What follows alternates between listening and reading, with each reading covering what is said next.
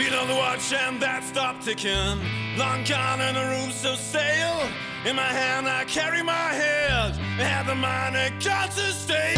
I'm so never could just be dead, dead forever now. Will I remain? Whoa.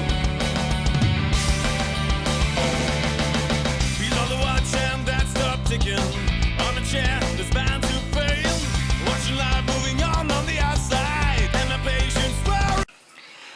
Bonjour les filles, je vous retrouve aujourd'hui pour mon premier tuto vidéo sur les gouttes d'eau que vous m'avez tant demandé. Alors je sais, je me suis fait un peu attendre, mais bon, c'est loin d'être simple. J'ai une grosse pensée pour Thierry Nellart, ma copine, Aurore, qui me disait tout le temps que c'était pas simple les vidéos.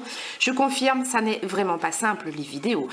Alors, donc on démarre sur les gouttes. Je vais d'abord vous parler des règles qu'il existe en dessin, parce que c'est très important et ça va vous expliquer le système. Et après, vous pourrez reproduire sur toutes les formes que vous voudrez. Alors, voilà. Donc là, hop, j'ai dessiné, enfin j'ai peint plutôt une bille qui n'est pas transparente. Alors, quand la bille n'est pas transparente, il y a une règle en dessin qui dit qu'on considère que la lumière arrive toujours d'en haut à gauche. Donc, la lumière arrive comme ceci. Donc, la partie claire se trouvera en haut à gauche, la partie foncée en haut à droite, en toute logique. La lumière suit une diagonale. Ça, c'est une règle qui est valable pour tout ce que vous allez dessiner. Les visages, les paysages, les billes, les carrés, tout ce que vous avez envie de faire. La règle d'or, c'est la lumière arrive d'en haut à gauche. Maintenant, pour les gouttes et pour tout ce qui est transparent, c'est complètement différent. Comme quand c'est transparent, la lumière traverse l'objet.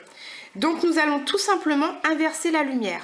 C'est-à-dire que nous allons ombrer la partie en haut à gauche et nous allons éclaircir la partie en bas à droite. Ici vous le voyez en couleur, ça marche aussi pour la couleur.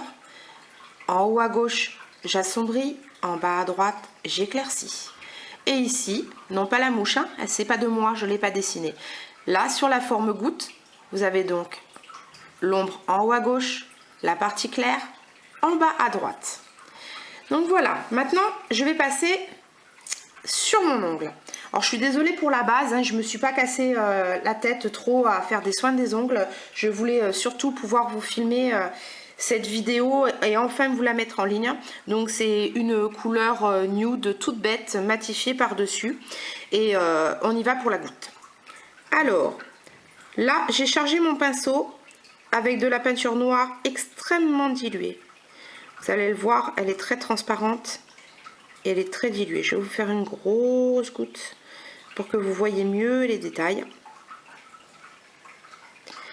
Donc je place mon ombre. Je place mon ombre donc en haut à gauche. Avant que la peinture ne sèche, je rince bien mon pinceau. Je ne le charge qu'avec de l'eau.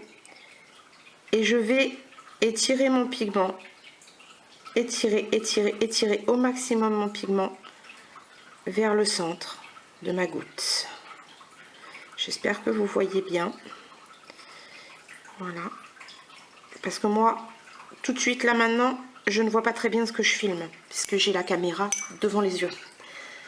Ensuite, je rince bien mon pinceau avec la peinture blanche extrêmement diluée. Je vais venir faire donc le bas de ma goutte afin de refermer mon cercle au complet. Donc voilà, donc vous le voyez, c'est vraiment très dilué. Alors en peinture on appelle ça un lavis. Alors le lavis, c'est justement ça, du pigment très peu chargé en couleur, mais suffisamment pour qu'on distingue les ombres et les lumières. Voilà, là vous avez la base de ma goutte. Alors on laisse bien sécher, hein, comme c'est très dilué et que c'est vraiment très mouillé. Hop, on va bien laisser sécher cette petite goutte, car sinon on ne pourra rien faire dessus. Alors une fois que la petite goutte est sèche, on prend cette fois-ci de la peinture noire sur un pinceau très fin et on va venir juste en bas ourler cette goutte. Voilà, pour la faire ressortir. Donc là, j'ai ourlé volontairement un petit peu loin parce que la peinture n'était pas bien sèche. Hein. Mais en fait, on ourle vraiment le bord de la goutte. Et ensuite, avec de la peinture blanche, cette fois-ci pas diluée du tout, je viens appliquer mes 2 petits points de reflet. Voilà, donc là vous avez une goutte. Alors après, c'est très simple. Par exemple là, j'ai envie de faire une ombre. Donc je vais partir tout simplement de l'ourlet noir que j'ai fait. Et je vais étirer un pigment. Voilà, j'étire, j'étire, j'étire, j'étire, j'étire mon pigment. Et là, hop, j'ai mon ombre. Donc soudainement, selon le positionnement de l'ombre que je donne à ma goutte se transforme non plus en une demi-sphère, mais en une bille transparente posée sur l'ongle. Voilà. Donc vous pouvez réaliser ces transparences avec toutes les couleurs, je vous le rappelle. Je vous ai montré tout à l'heure que je l'avais fait ici avec du prune et du lilas. Voilà, donc ça fonctionne avec tout, ça fonctionne avec vraiment toutes les couleurs. Le tout étant de vraiment bien diluer le pigment parce que plus vous surchargez la surface, moins il y aura de transparence.